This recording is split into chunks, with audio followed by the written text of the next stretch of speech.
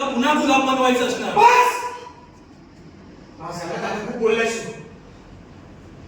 सगळं शांत हो. काय चाललं तुमचं? काय चाललं तुमचं?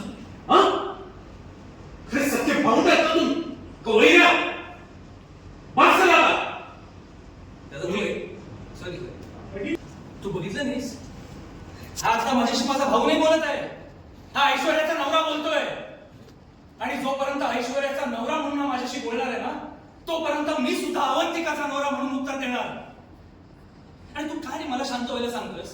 तुला दिसत नाहीये जानकी वहिनी अजून ऐश्वर्याला सपोर्ट करते? भाऊजी असं नाहीये, तुमचं गैरसमज होतो. तुम्ही शांत व्हा. जोपर्यंत ही बाई घरात आहे ना, मला नाही शांत राहता येणार आहे. एक मिनिट नाही, काय प्रॉब्लेम आहे तुझ्या माझ्या बायकोशी?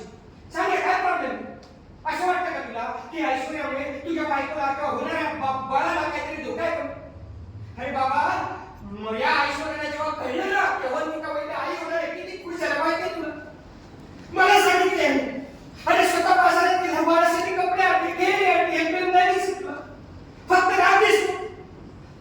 जरा विचार कर दादा, तुझ्या मनातला संशय का तुला नात्यांचा हात सोडायला लावतोय आणि ते सोडायला तू तयार आहेस? सारंग प्लीज शांत व्हा ना तुम्ही. नाही ऐश्वर्या प्लीज मला शांत करू नका तुम्ही.